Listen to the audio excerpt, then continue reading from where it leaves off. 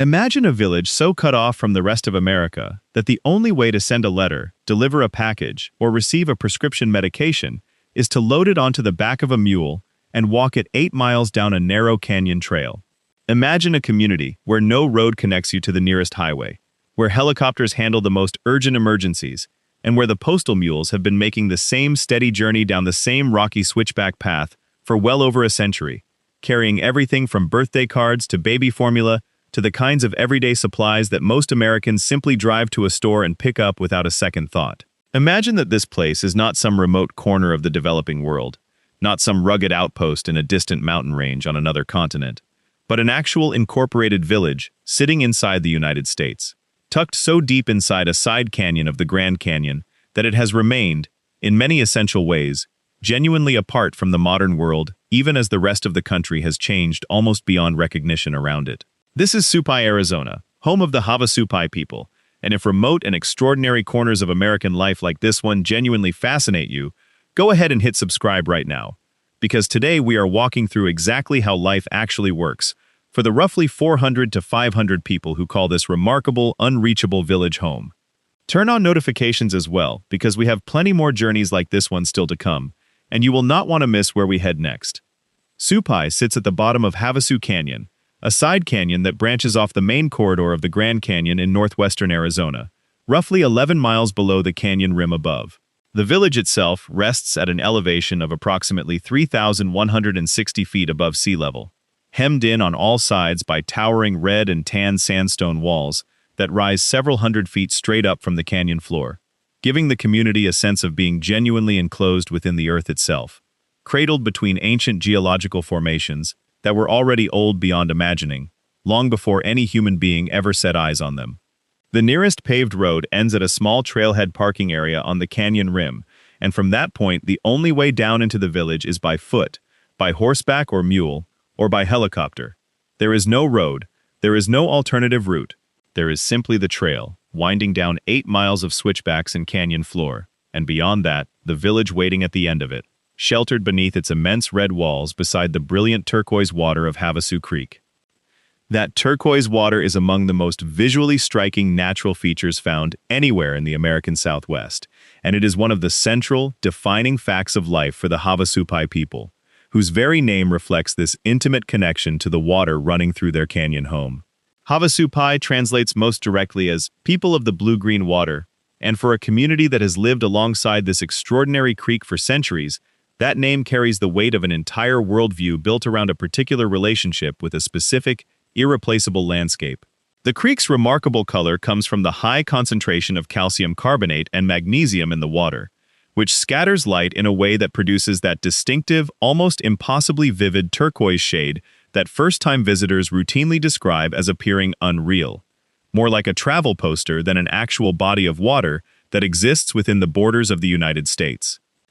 Several waterfalls cascade down Havasu Creek within or near the tribal lands, including Havasu Falls itself, one of the most photographed natural features in the entire Southwest, where water drops approximately 97 feet over a travertine ledge into a pool below that glows so intensely blue-green in certain light conditions that it seems almost to generate its own illumination. Mooney Falls, named after a miner who died attempting to descend to its base in the late 19th century, drops even further, around 190 feet, making it taller than Niagara Falls, and one of the most dramatic waterfalls found anywhere in the contiguous United States.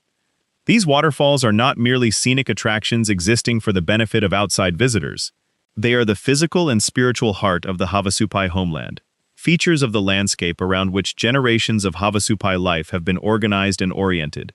places carrying deep cultural and spiritual significance that exists entirely independently of any tourism consideration or outside perspective. To understand daily life in Supai today, you first have to understand something about who the Havasupai people are and how long they have actually been living in this canyon.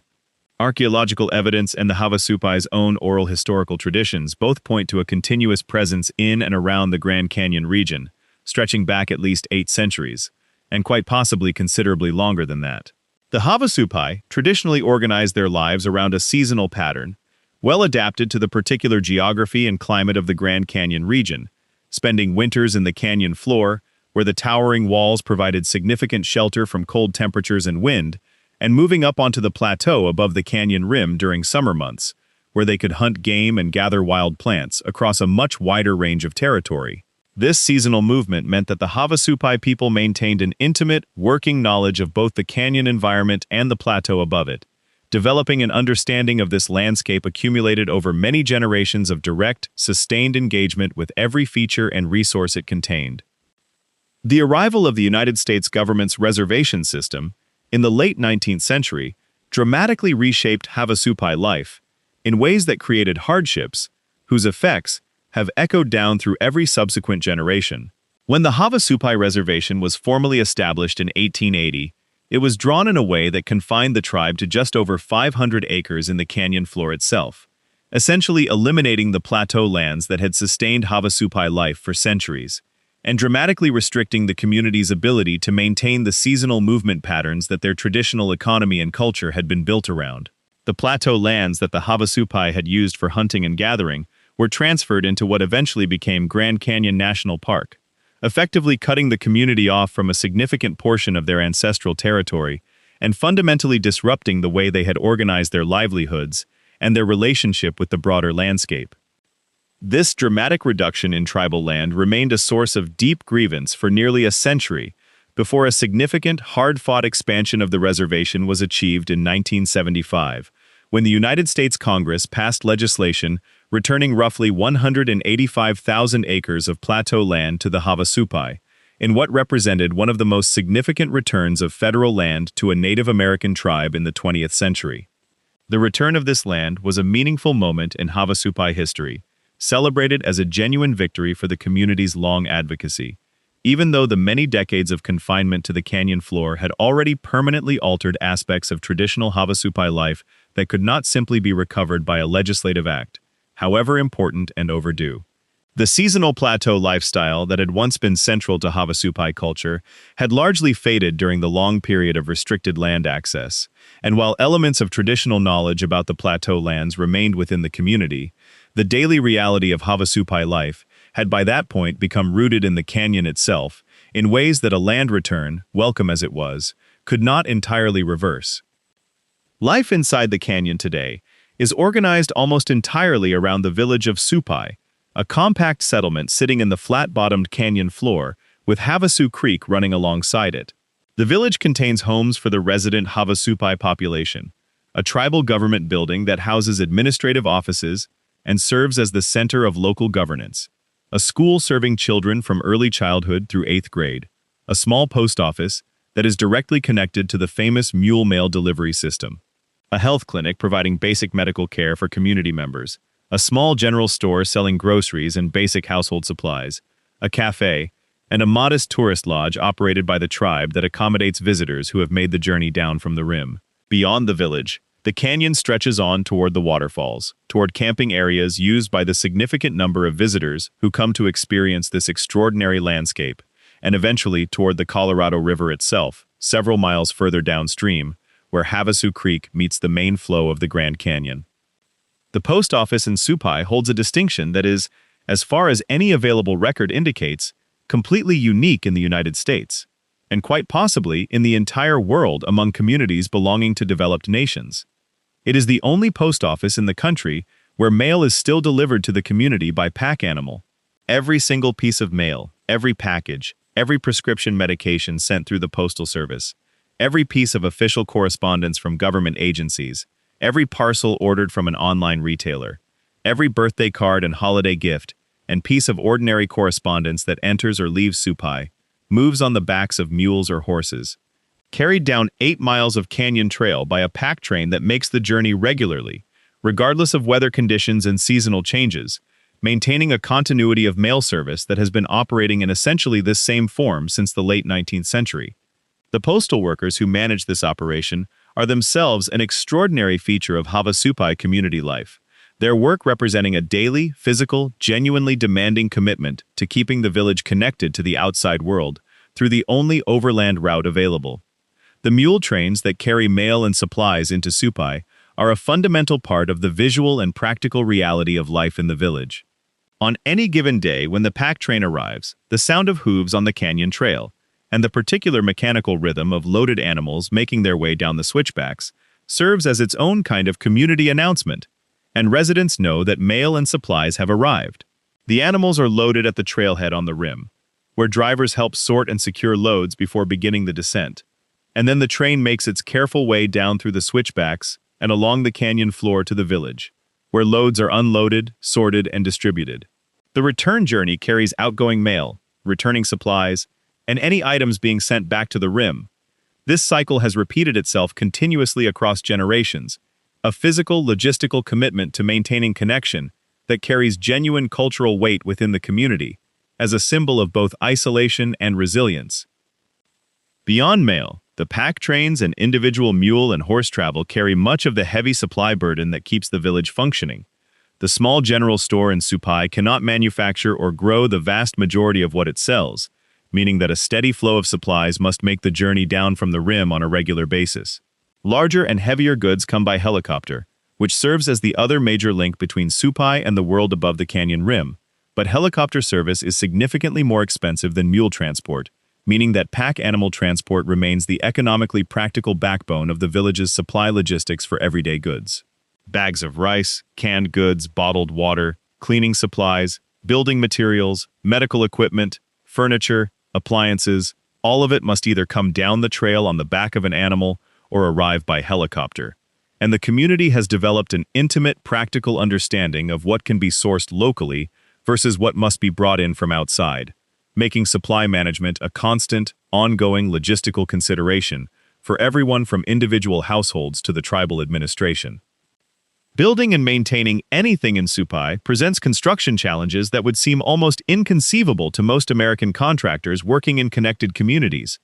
When a building needs repair, the materials required must travel the same 8-mile trail that everything else does, carried by mules or brought in by helicopter at significant cost. When a new structure is needed, lumber, concrete, roofing materials, electrical supplies, plumbing hardware, every single component must be transported down into the canyon before construction can even begin. This reality means that projects that would take days or weeks to complete elsewhere often require months of planning and logistics in Supai, with careful attention paid to sequencing supply deliveries to ensure that materials arrive in the right order and in the right quantities before work can proceed. Skilled tradespeople, willing and able to make the journey down to work on projects in the village, are an asset that the community values practically in ways that go well beyond ordinary contractor relationships. Because finding someone with the right skills, who is also willing and able to work in a place only reachable by trail, represents a genuinely significant logistical accomplishment.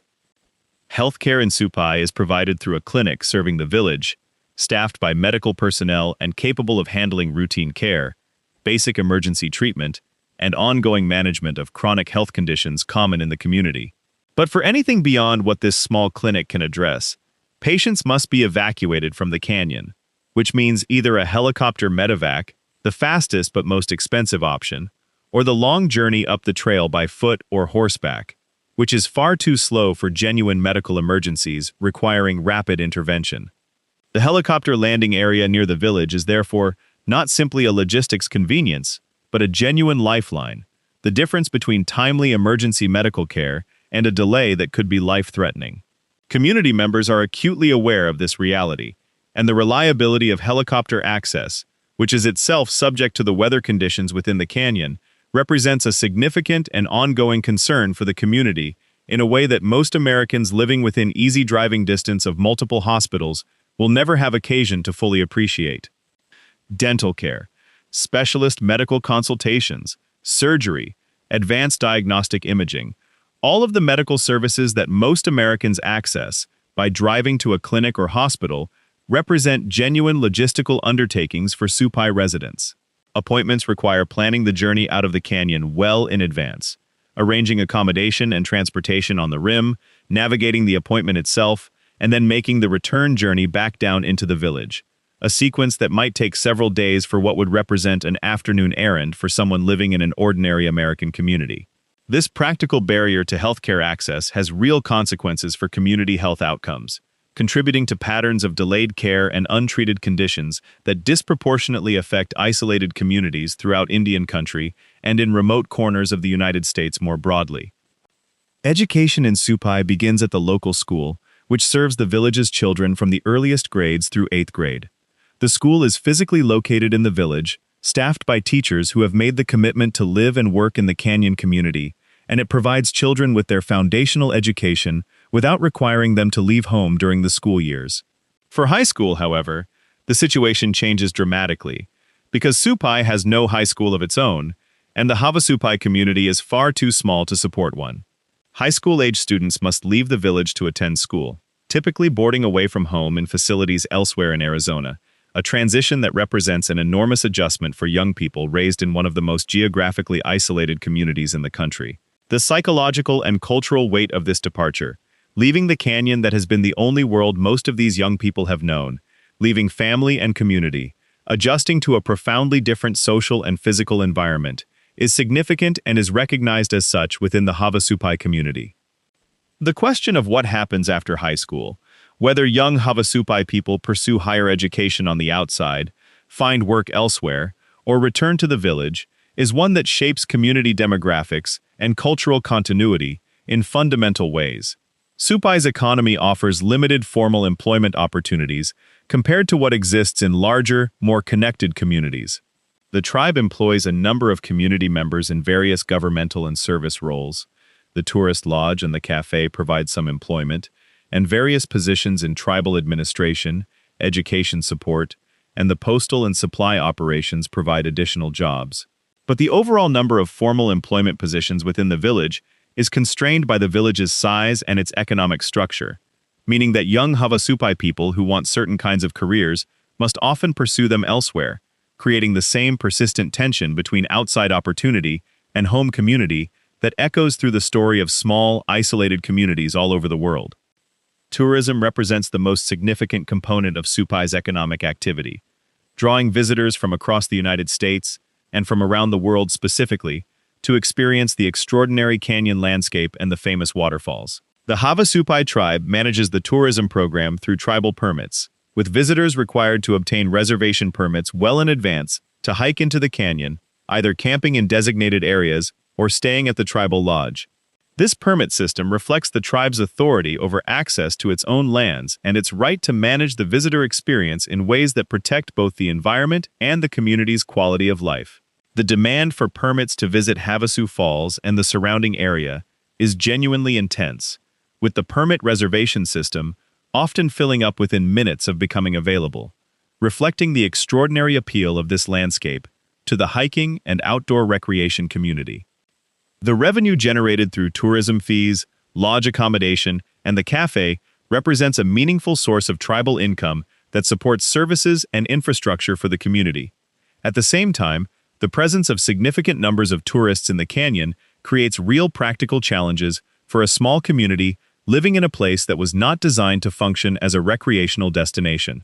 Managing the environmental impact of thousands of visitors annually in a canyon ecosystem that has limited capacity to absorb that kind of use, ensuring that sacred and culturally significant sites receive appropriate respect and protection, and balancing the economic benefits of tourism against the social and environmental costs of hosting large numbers of outsiders in what is ultimately a small, close-knit community are all ongoing considerations that the tribal administration and the broader community must navigate continuously.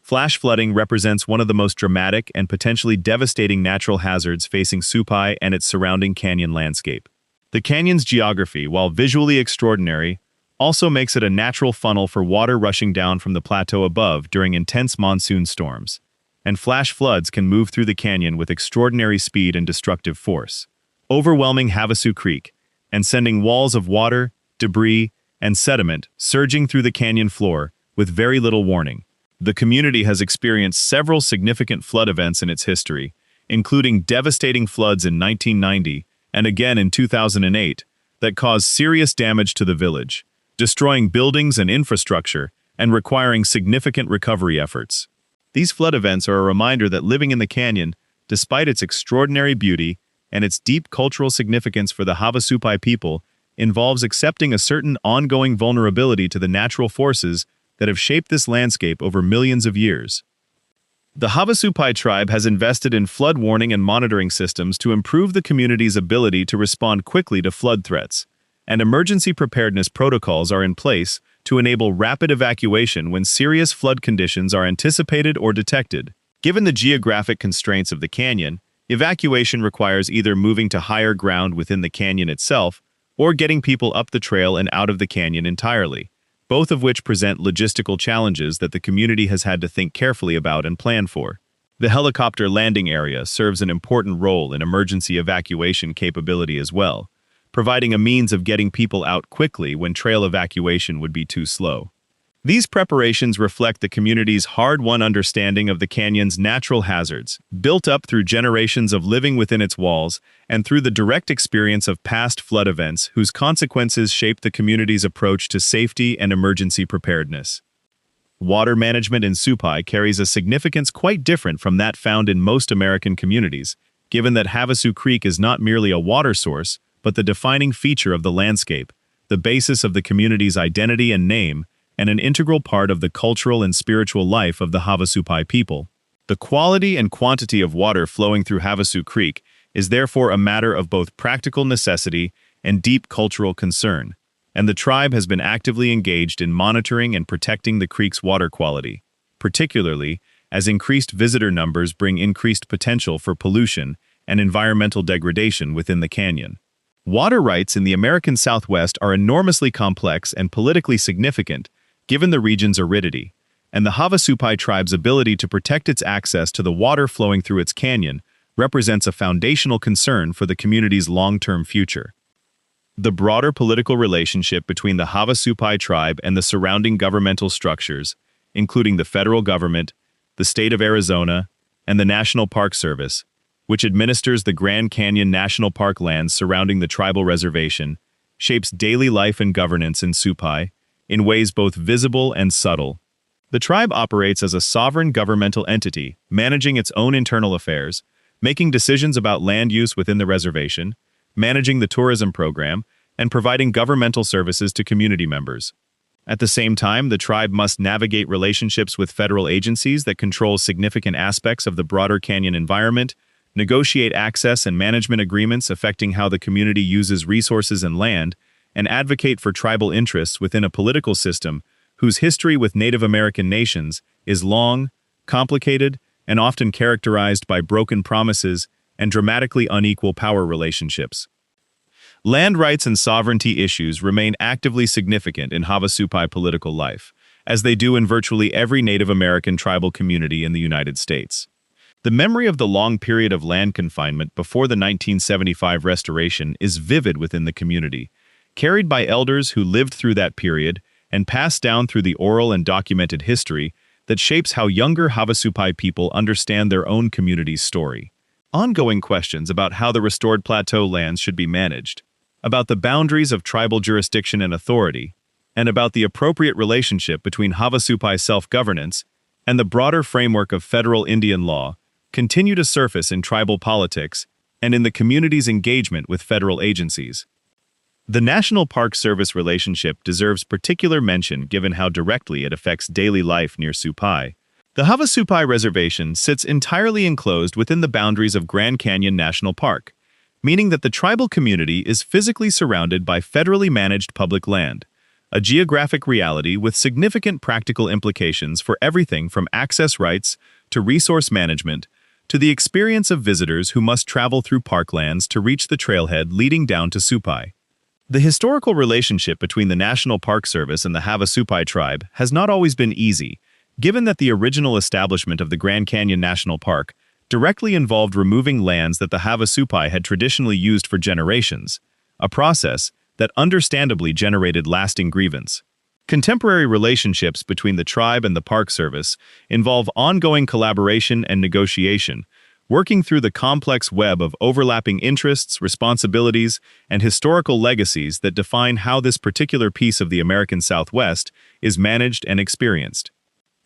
Cultural life in Supai is maintained and expressed through a rich set of traditions, ceremonies, and everyday practices that connect the contemporary Havasupai community to generations of ancestors who lived in the same canyon, drank from the same creek, and oriented their lives around the same extraordinary landscape. The Havasupai language, a member of the human language family related to other languages spoken by neighboring tribes in the region, remains a living language within the community, spoken by elders and understood to varying degrees by younger generations. Language preservation and revitalization efforts within Supai mirror similar efforts happening across Native American communities throughout the United States, driven by the recognition that language carries within it a way of understanding and relating to the world that cannot be fully captured or transmitted through translation into English, and that losing a language means losing something irreplaceable about how a community has understood and described its own experience for centuries. Traditional stories and oral histories continue to be shared within the community, carrying knowledge about the canyon landscape, about the relationships between human beings and the natural world, about significant events in Havasupai history, and about the spiritual dimensions of life in the canyon that formal written history cannot fully convey. Elders who carry deep knowledge of these traditions are recognized and valued within Supai as custodians of something essential to community identity and continuity, their knowledge representing a connection to the past that is also, crucially, a resource for navigating the present and the future. The transmission of traditional knowledge from elders to younger generations is therefore not merely a cultural nicety, but a genuine community priority, recognized as essential to maintaining the cultural coherence and identity that sustains Havasupai life in this remarkable, unusual place. Traditional gathering and food practices continue to hold significance within the Havasupai community, even as the practical realities of contemporary life in the village have made imported, store-bought food the dominant source of daily nutrition. The canyon environment and the plateau lands above it contain a range of plants, animals, and other resources that Havasupai people have drawn on for sustenance for centuries,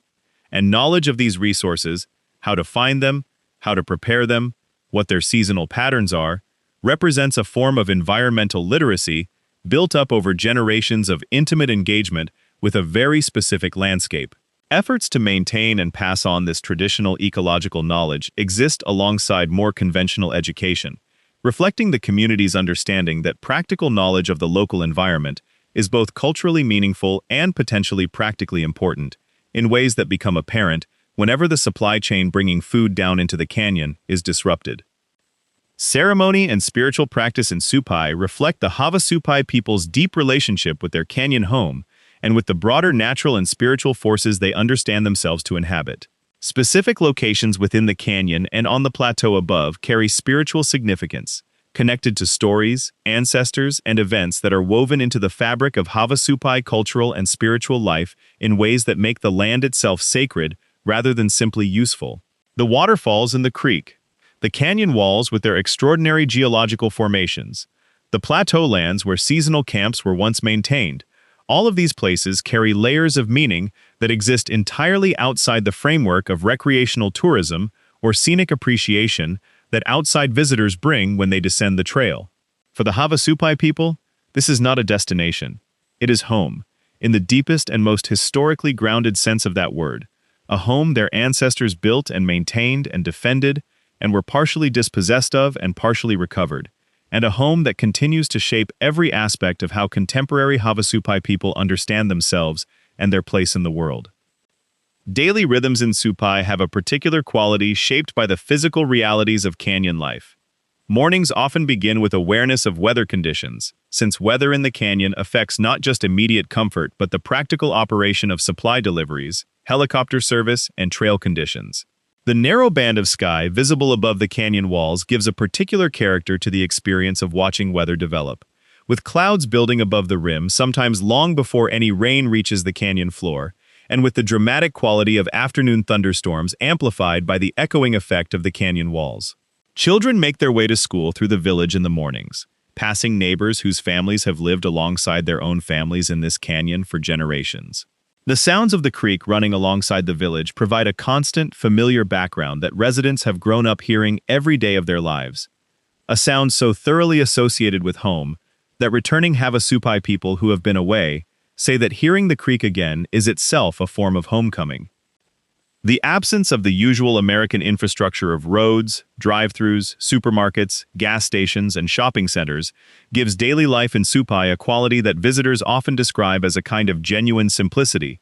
though that description can slide easily into romanticization if it fails to account for the real practical challenges and the significant ways in which geographic isolation has shaped and sometimes constrained the options available to community members across many aspects of their lives. The simplicity is real in the sense that certain kinds of consumption and convenience are genuinely unavailable in ways that distinguish the village dramatically from ordinary American communities. But that simplicity is balanced against the genuine complexity of maintaining a functioning community in a place where everything extra requires extraordinary logistical effort and expense. Running out of a needed medication, dealing with a plumbing failure, replacing a piece of essential equipment, all of the ordinary maintenance tasks of daily life that most Americans solve with a quick trip to a hardware store or a phone call to a repair service carry a different weight entirely in a community where the nearest hardware store is 8 miles up a steep canyon trail and the nearest repair service may need to be helicoptered in. Telecommunications have changed the relationship between Supai and the outside world in meaningful ways over recent decades, even as the geographic and physical realities of canyon life remain unchanged. Cellular service reaches into the canyon in limited ways, with coverage depending on topography and infrastructure, and satellite-based internet connectivity has extended some degree of online access to the community, connecting residents to the broader digital world in ways that simply were not possible for earlier generations. This connectivity has real practical benefits, allowing residents to access information, maintain communication with family members living or working outside the canyon, conduct business transactions, and engage with government services and educational resources that would otherwise require leaving the village entirely. At the same time, the connectivity available in Supai remains less reliable and less comprehensive than what most Americans take entirely for granted, and the expense of providing telecommunications infrastructure to such a remote location means that the digital divide between Supai and more connected communities has not entirely closed even as it has narrowed. The experience of visiting Supai as an outsider is shaped profoundly by the journey required to get there, in ways that go beyond simple inconvenience or physical challenge. Walking 8 miles down a canyon trail carrying everything you need for a multi-day stay,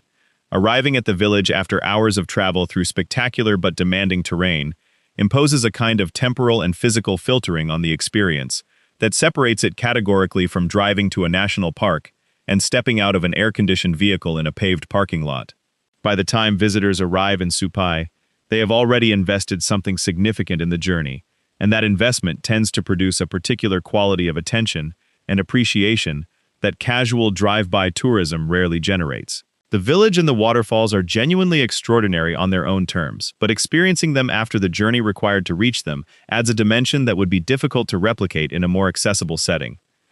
The relationship between the Havasu community and the steady stream of visitors descending into the canyon is layered and nuanced in ways that are not always visible to outsiders moving through the tourist experience.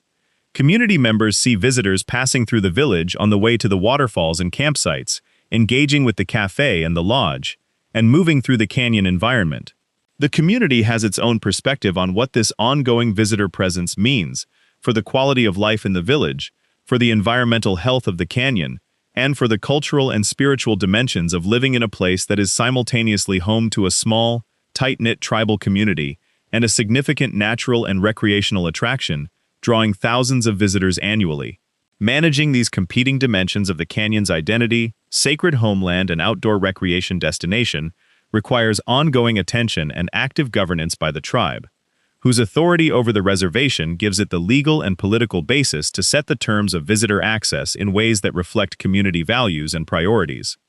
The physical demands of canyon life extend to how community members move around within and beyond the village. Residents who need to leave Supai for any reason, whether for medical appointments, shopping, visiting family, attending to governmental or legal matters, or simply experiencing the broader world beyond the canyon, must make the 8-mile hike to the trailhead, a journey that takes several hours each way and represents a genuine physical undertaking regardless of how familiar it becomes through repetition. For elderly community members, for people with physical limitations, or for families with young children, this journey presents particular challenges that have no easy solution given the geographic realities of the canyon. Helicopter access provides an important alternative for those who cannot make the trail journey, though the cost of helicopter transport is significant enough that it is not casually available as an everyday option.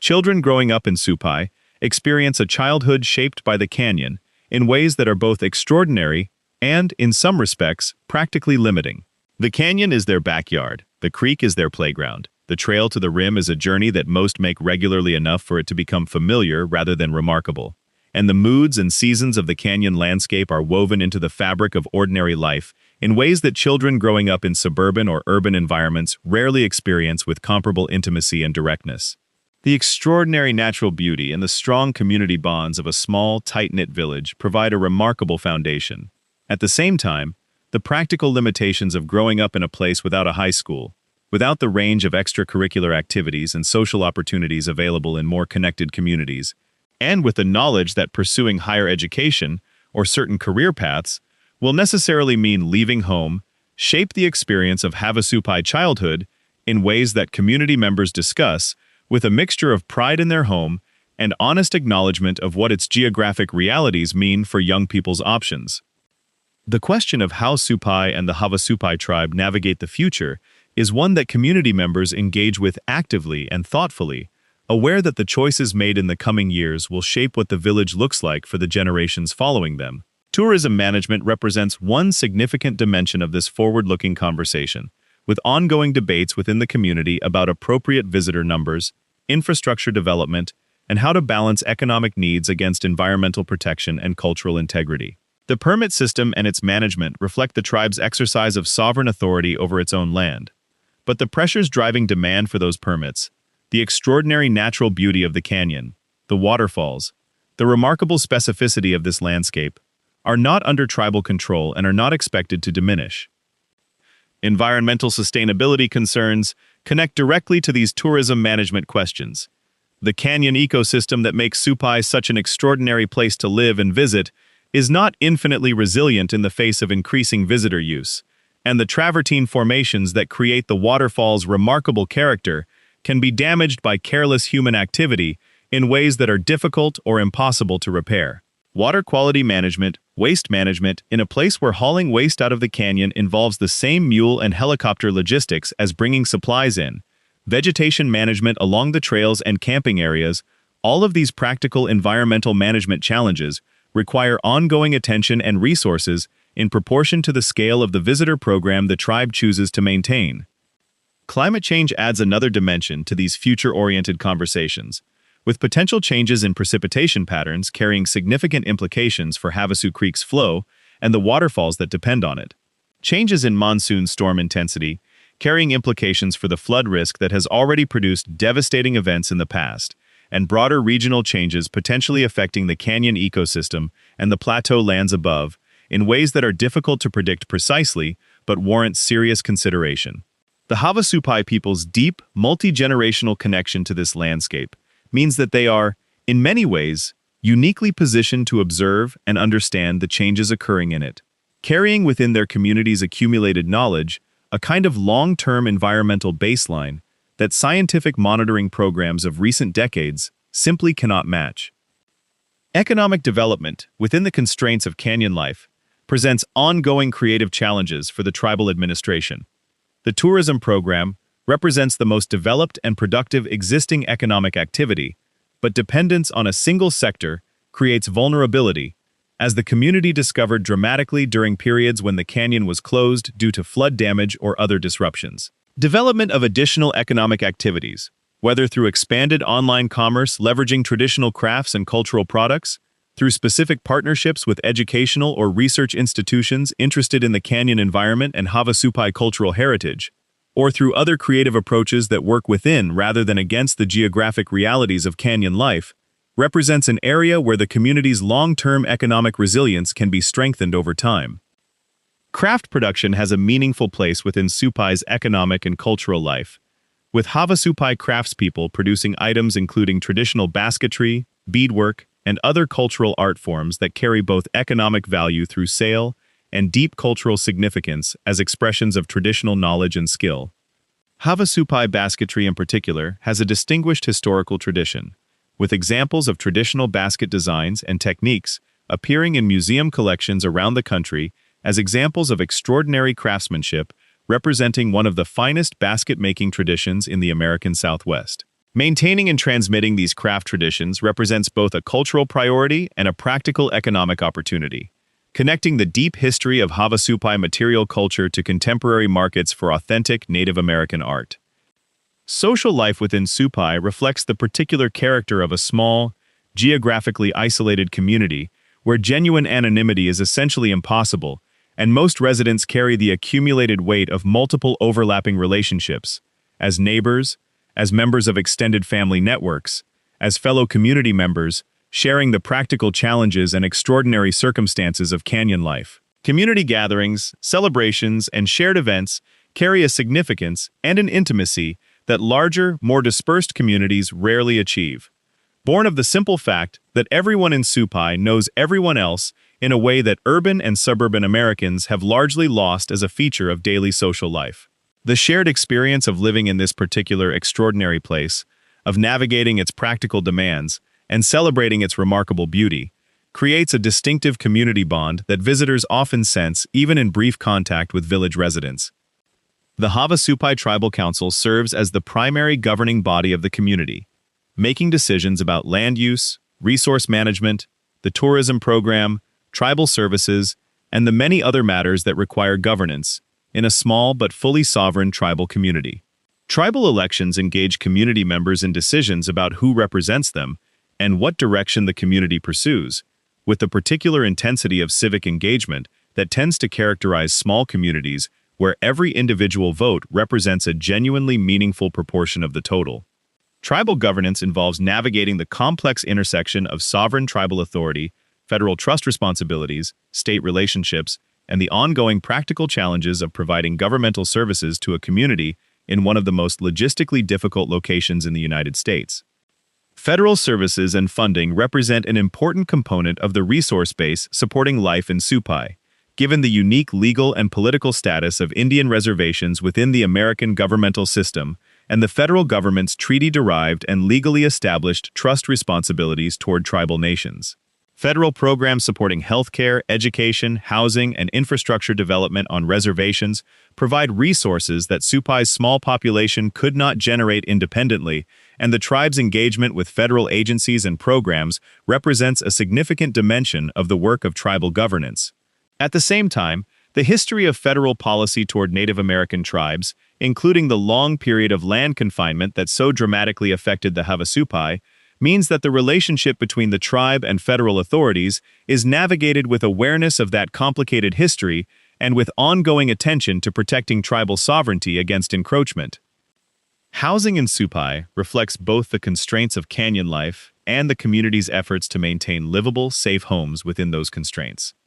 Building materials must travel the same trail as everything else, making construction and renovation projects expensive and logistically challenging relative to what they would cost in a more accessible location. Federal housing programs have supported home construction on the reservation, though the per-unit cost of building in the canyon is substantially higher than building on accessible sites, reflecting the additional logistical burden of remote construction. The compact geography of the canyon floor limits the expansion of the residential area, meaning that housing density must increase over time as the community grows, or community members must make choices about living arrangements that take into account the physical limitations of the available space. The broader canyon environment surrounding the village provides a setting for daily life that is, by almost any objective measure, among the most visually extraordinary of any community in the United States. Waking up every morning with towering red sandstone walls rising hundreds of feet above you, with the sound of the creek running nearby, and the smell of desert canyon air carrying whatever combination of plants, water, and rock the current season provides, is an experience that community members live so naturally that it can become simply the ordinary background of home, the way any person in any place comes to take their immediate surroundings for granted. And yet the moments when that ordinariness is interrupted by a particularly dramatic sunset lighting up the canyon walls in extraordinary shades of red and gold, by the sound of the creek in full monsoon flow crashing over the falls, by the experience of returning home down the trail after time spent in the outside world, and feeling the particular quality of the canyon close around you again, In those moments, the extraordinariness of this home reasserts itself, in ways that community members speak about with genuine feeling. The animals that share the canyon environment with the Havasupai community include a range of species adapted to desert canyon conditions, from the mules and horses that play such a central logistical role in village life, to various wildlife species inhabiting the canyon walls, the riparian zone along the creek, and the plateau above. The Havasupai people's traditional ecological knowledge includes understanding of these animal communities built up over generations of coexistence, and the management of the pack animals that serve as the logistical backbone of village supply, carries its own accumulated knowledge about the appropriate care and handling of working animals in this demanding canyon environment. The mules in particular are working animals whose capabilities and limitations are well understood within the community, and their role in keeping Supai connected to the outside world is recognized with a practical appreciation that goes beyond the merely sentimental, because without the pack trains, the basic logistics of daily life in the village would become dramatically more difficult and expensive. The trail itself, descending those 8 miles from the rim to the village, is a physical feature of such central practical importance to the community that its condition and maintenance carry genuine significance for everyone living in the canyon below. When sections of trail are damaged by floods, rockfalls, or erosion, the disruption